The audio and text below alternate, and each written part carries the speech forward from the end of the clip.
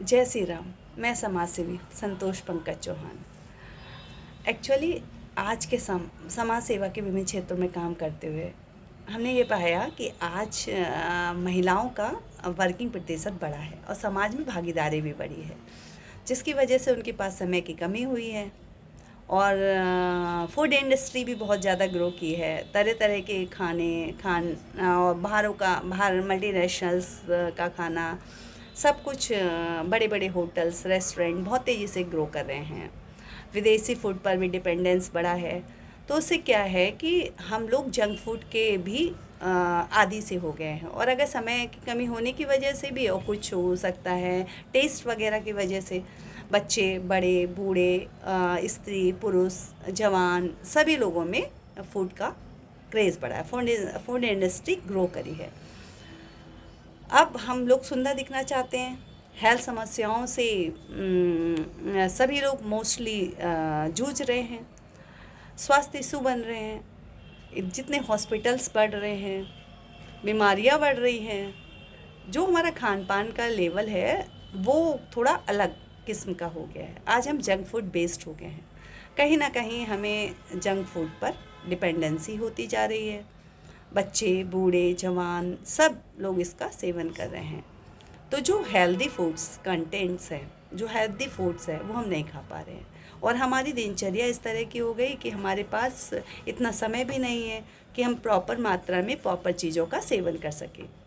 Availability तो है, but हमारे पास समय की कमी है। कुछ महिलाएं समाज सेवा के विभिन्न क्षेत्रों में, समाज के विभिन्न क्षेत्रों में काम कर रही हैं। वर्किंग की वजह से वो घर के अंदर उनके पास समय नहीं कि वो खाना बना पाएँ।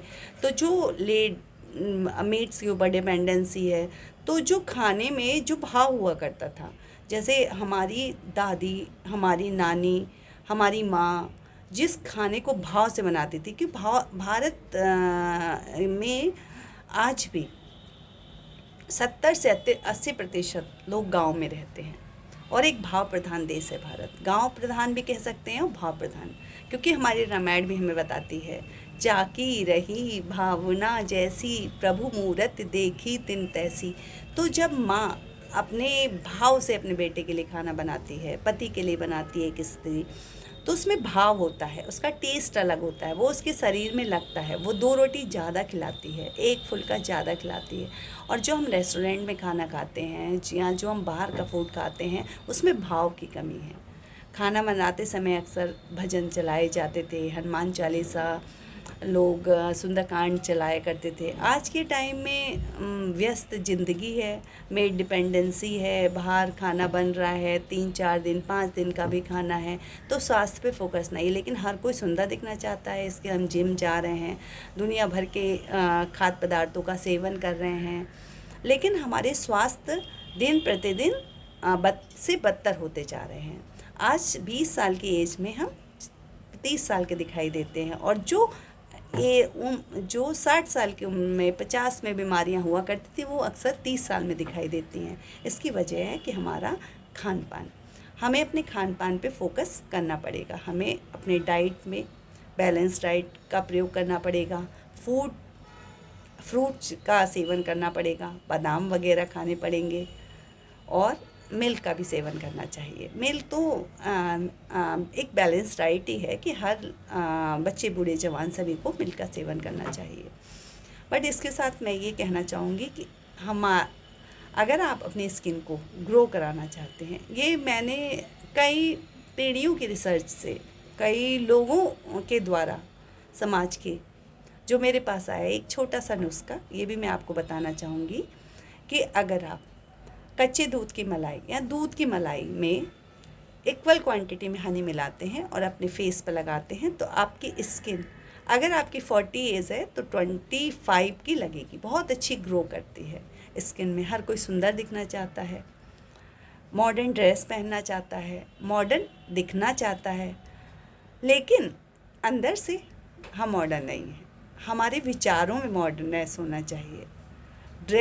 ड्रेसिंग सेंस, अगर हम मॉडर्न ड्रेस पहनते हैं, मॉडर्न दिखते हैं, मॉडर्न खाते हैं, तो हम मॉडर्न नहीं हो जाते। हमें मॉडर्न होने के लिए हमारी थिंकिंग को मॉडर्न होना ज़रूरी है।